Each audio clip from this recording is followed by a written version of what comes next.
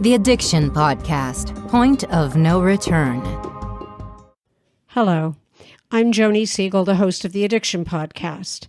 In 2022, over 100,000 people died from drug and alcohol abuse, and that number is growing daily. Fentanyl poisoning, pot, cocaine, heroin, and even psychedelics and alcohol all contribute to this crisis, while we're bombarded with promotions from thousands of rehabs. Newborns are born addicted, and the majority of homeless people struggle with drug addiction. Drug dealers exploit online resources to sell to teens, and antidepressant use is spiraling out of control.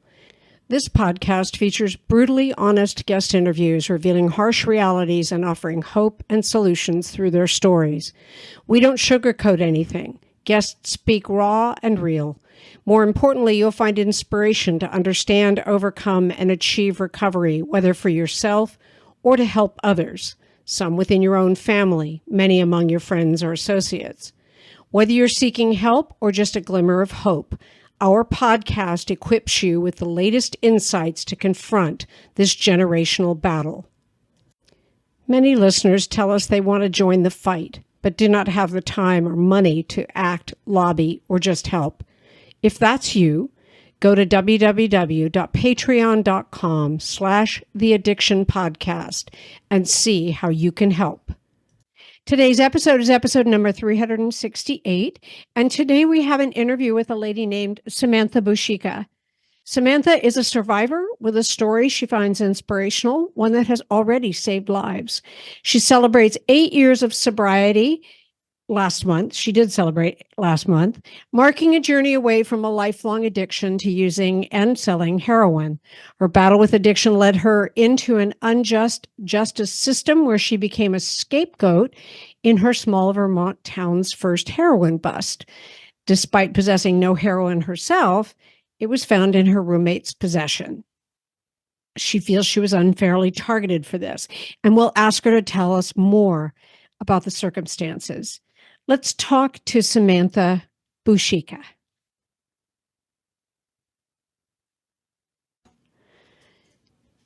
Samantha Bushika, am I saying that properly? Bushika, yeah. Bushika, Samantha Bushika, thank you for being willing to tell us your story today. Now, you had kind of, you hit rock bottom, I don't know, maybe before you might have because of what happened in Vermont. Tell us about what happened there. Well, being addicted before addiction was a disease, considered to be a disease.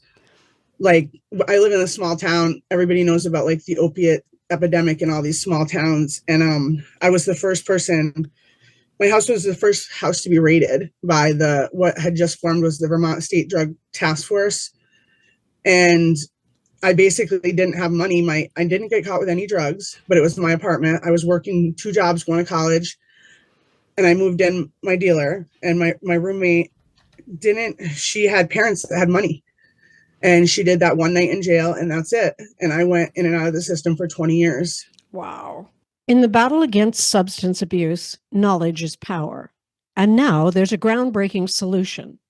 Substance Use Prevention Education, or SUPE, SOUP. Imagine a platform that equips parents, families, and individuals with the tools they need to navigate the dangers of drugs. SOUP isn't just another website. It's a comprehensive educational platform designed for everyone. From informative articles to engaging videos, SOUP offers a wealth of resources tailored to every age group. But what truly sets SOUP apart? Its meticulously crafted curriculums developed by education professionals and substance abuse specialists. And the impact? Remarkable. In less than a year, SOUP has been embraced nationwide, becoming an invaluable resource in classrooms, homes, and communities. Whether you're a concerned parent, an educator, or someone who simply wants to make a difference, SOUP is here to help you. Visit addicted.org/SUPE today to join the fight against substance abuse and start making a difference in your community.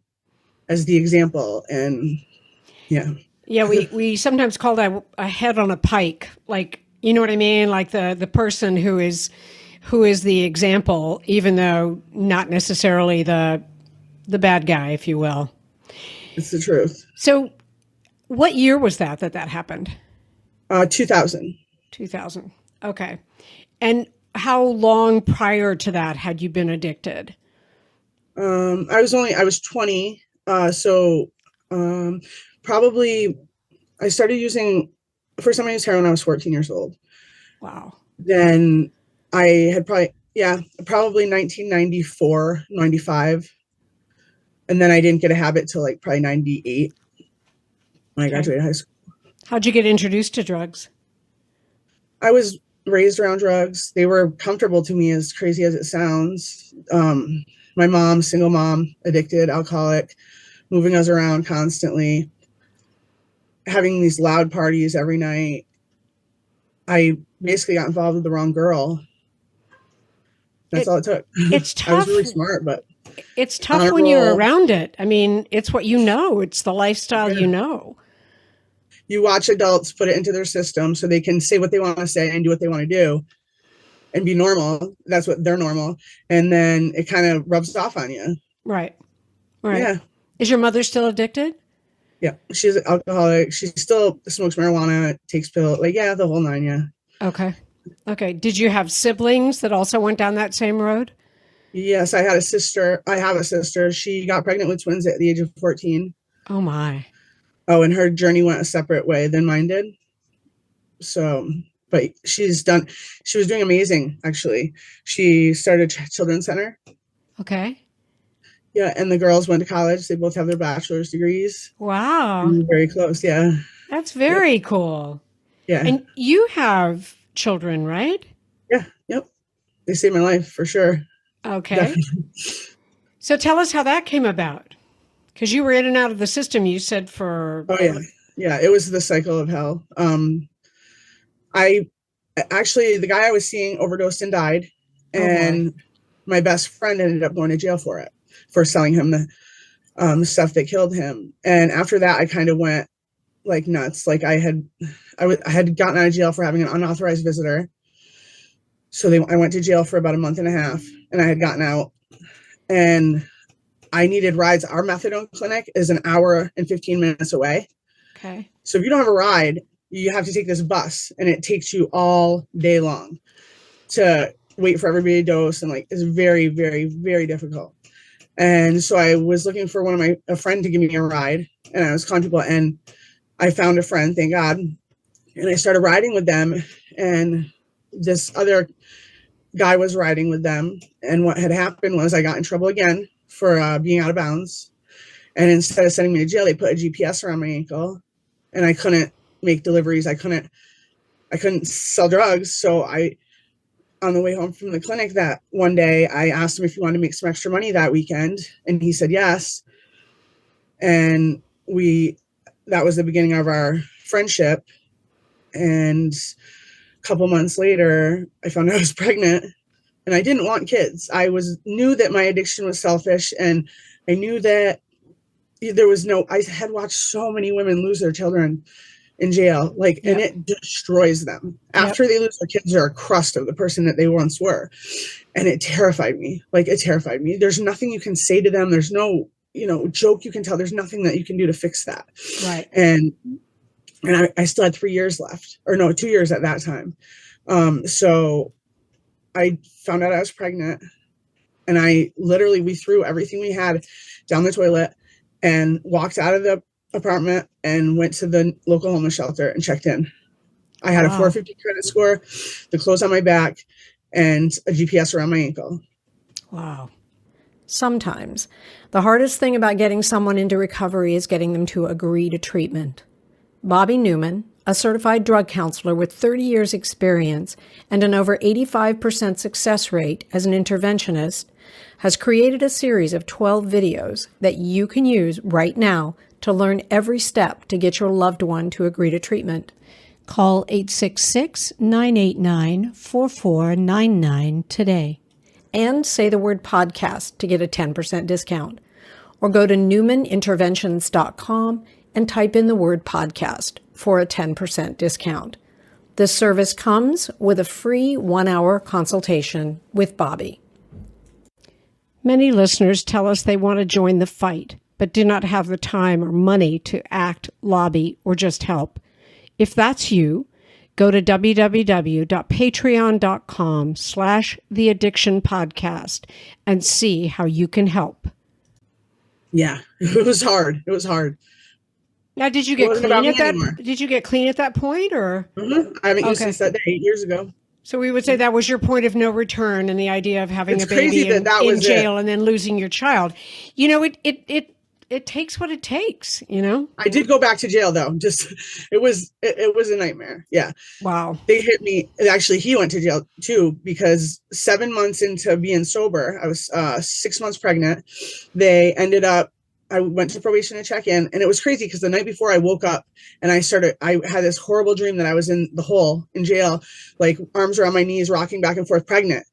Don't you know? I had a feeling, and I said that, and I went, and they arrested me for sales and conspiracy, first sale charges in 20 years they had ever got me with. And it wasn't even, technically he had made the sale, but they didn't care. They wanted me. So I sat in jail. They made me think I was going to have my baby in jail. They wouldn't even let me look at my ultrasounds. Like, come on. It was the hardest thing I've ever done, hands down. People were like, wow, you're so different. Because I cried all the time. I was just scared, you know, and they wanted my best friend is what they wanted. And I wasn't going to.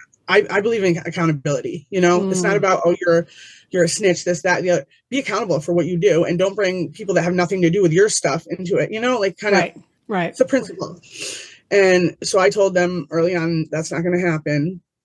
And I told them that I would take the charge if they released my baby's father, and they did that. And he tried so hard to take it, and I tried so hard to take it. They didn't even have anything. I got out of jail and I found out that they had no wire because it wasn't working. They said in the paperwork, and that all they had was the CI. All they had was his statement, which he had sold us that stuff that morning. So, there were some bumps in the road. And then I went and got 9 months in jail when my daughter was 6 months old, because I got complacent. I guess I went to Hampton Beach, and don't you know my luck, me and Pat are in the water, our first time away, you know, and a correctional officer from the Burlington jail is walking down the beach with her mother. I didn't even see her. Pat said to me, I think that woman's taking pictures of us. And I said, no, she's looking at the waves. And, you know, we we're sober. And sure enough, 45 minutes later, FSU, which is called Field Supervisory Unit, they call me. Where are you? I'm in Dorset. I got a flat tire. I tried to lie my way out of it. Didn't work. But they could have also put me on GPS at that point. I've been doing good for like almost 18 months, I think. And they literally took my daughter out of my hands, and they gave her to her dad and arrested me right in front of her. And they didn't let me out. I went for 9 months. Wow. To max out. Yeah. And that's it. I maxed out. And he took care of your daughter? Yeah, he did. Yep. But he was clean, right? Yep. Okay. Yep. He works. He's a really hard worker. He's a roofer. And so you guys are still together? Yeah. We bought 3 years after the homeless shelter. I bought a $350,000 home. Wow. We worked hard. We did. What were you doing for work? Just curious. Recovery coaching, and I had an online business. Okay. I had a really lucrative online business selling on Poshmark and like all my old stuff and like you know, stuff that I had attained while I was selling drugs or whatever. I just kind of want to get rid of it. Got it. So yeah, and he's a roofer, so he makes good money. Cool. And you have more children now? We have our 7-year-old daughter Micaiah, and we have our 3-year-old son Malachi. Very cool. Very cool. And they are they're my besties. I lost all my friends when I bought my house for some reason. I don't know. Okay. Strange. Yeah, people don't like it when you stop making it so easy for them to look good. That's what it boils down to. Interesting. You know? Interesting. Because then they kind of have to look at their own life and maybe see why. Yeah, I get it. I understand. Yeah. So you still do recovery coaching? Is that still the program? Yes, and I'm also a certified life coach. I'm a Reiki 2 practitioner. I do crystalline sound healing. But I started a blog called Progressing Not Perfecting. I couldn't find any drug addiction blogs. There's like tons of alcohol, a lot of it was alcohol based. I couldn't find any. When I was using, I actually looked for a blog with somebody that had been addicted to heroin or, some kind of drug other than alcohol. Right. And I could never find any. And I've still been looking. I know it's hard because like I've taught myself all about the SERPs and keyword research. And so they're probably buried in there somewhere, but I haven't been able to find any. Wow. Yeah. They're like, because we don't blog. We have a podcast, but we don't blog. Exactly. So I yeah. get it. Yeah. It's crazy. Yeah. So there's a need. But, I think I said in one of my posts that I understand now why I can't find any because of the way we're treated. You are listening to the Addiction Podcast, Point of No Return. For more information on the podcast or to reach out if you have a story you would like to share with us, go to our Facebook page by the same name, or you can email us at theaddictionpodcast@yahoo.com. or go to our website, theaddictionpodcast.com. And please remember to subscribe to our podcast wherever you listen to podcasts and give us a 5-star review.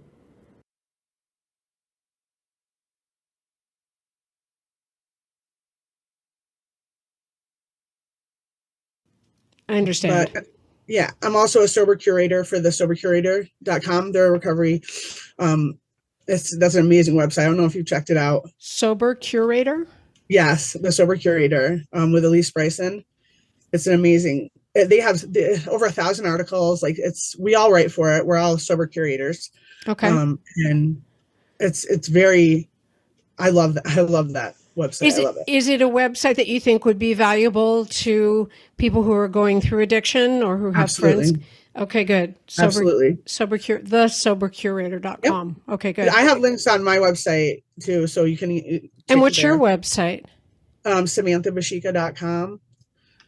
Okay. And for those listening who can't see it, her name is Samantha and her last name is Bushika. Awesome. Our missions are all similar. We just want to help people build a sober community. Exactly. I envision a place where people, like, if you are in support one day, you need support, you get support. If you want to support the next day, that's okay too. Yeah. It's harder than I thought, but I'll get there.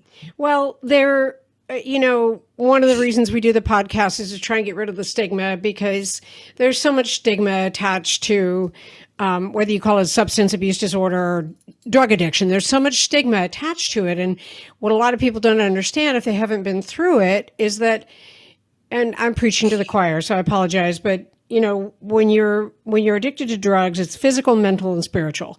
And it, for 99.9% of the people, no, you cannot just stop. You get sick. It's physically going to cause you to be super duper sick. And yes, we've talked to some people who just cold turkeyed it and got off, but the few and far between, because it's brutal. It does. And it causes a cycle. Like I've always had this, like, I think that they don't focus on employment. And that was one of the biggest barriers to my, like, I had only been to rehab twice. They never sent me. I went on my own 2 weeks and 2 weeks. But I would get out of jail and they'll here, have an apartment. Because in Vermont, if you don't have a place to live, if you're homeless, you're going to jail if you're on parole or furlough, which is ridiculous. I spent 20 years going in and out of jail for petty, non-violent, drug-related crimes that some of them are no longer criminal. Wow. They can't take that back, Yeah. So they'd say, here, you have an apartment, you have 30 days to pay rent. I would go home after doing all that jail time to an apartment with just a phone and a roll of toilet paper, if I was lucky. So you're sitting in this apartment like, okay, what now? You can't go anywhere. You're stuck there. You don't even have a TV. Nobody can come deliver you anything because that's an unauthorized visitor. So you get out. I would always hit the ground running, and I would make it to day 25 every single time, going to all the same places in this small town. People literally, like, I walk in, they know who I am. Right. I was on the front page of the paper. They would make such a spectacle out of me, but I never, ever lost hope. And I just kept pounding that pavement. And day 25, what am I going to do? I'm either going to make it. I would always say, I'm not going to use. I'm going to do this. I'm going to flip it, make enough money for this month's rent, and I'm not going to use. And I'd buy myself a couple more months' time, but at what cost, Yeah. That was a cycle. I can't even tell you how many times I did it. Are you still in the same town, or did you move away? Yes. I don't know what I was thinking. I don't know what I was thinking. There are staying other here. places to live. I'm just saying. I know. I shouldn't have stayed here, honestly. Like, it is hard, but I feel like, this is what we all face. We all Yes. face this, and we shouldn't have to run away with our tail between our legs. That's right. Okay. So I'm standing loud and proud in this town, and I'm saying we can recover. This is what happens. Like, we can do it if we have the right support and we have the right systems in place. Now, wouldn't you think that the local newspaper that trashed me for 20 years would want a piece of the success story? No. It's not interesting to them I'm very anymore. familiar with newspapers. Yeah. They don't want the good news, Samantha. They want the bad news. They want to know ridiculous. the bad things you did. They don't want to know that you're doing okay now. My dad once said that. Yeah. He said they don't care, Sam, what you've done or what you're doing. They care what you did. That's right. That's exactly right. They're all about the negativity. They don't want the good news. That's never going to happen. Yeah, they don't. It's sad. Okay, so if people want to reach out to you, they can reach out to you at samanthabushika.com. And what was the name of your blog again? It's Progressing, Not Perfecting. And they can actually just email me at support@samanthabushika.com. Progressing, Not Perfecting. And the blog, I assume, is on your website. Yeah, Okay, that's what it is. Yeah. Mm-hmm. Perfect. Yep. Okay, what's And I accept one stories. Sorry, go ahead. I accept people's stories. Like, I have a UGC section. It's called Unheard Voices, and I accept, people's writing, drawing, whatever represents your addiction, or it's, I call it a personal development website because it's personal development, addiction recovery. I'm addicted. My journey has been spiritual also. I used law of attraction to get sober. I didn't go to AA. I didn't go to NA. I just started changing small things. Right. And I want to help other people do that too. That's awesome. I think that's great. Words of wisdom, Samantha. What would you say to people who are going through this and having similar troubles to yours? What would you tell them? Well, I think that for me, a lot of my recovery has been helping others. I also for instance, most people would get triggered. I volunteer for the Massachusetts Overdose Prevention Hotline, and anyone can call that too. They have a website. It's Massachusetts Overdose Prevention Helpline.com, and people will call and they'll be talking about their using and whether, if they're trying to get a vein or whatever. And it's like, it doesn't faze me at all.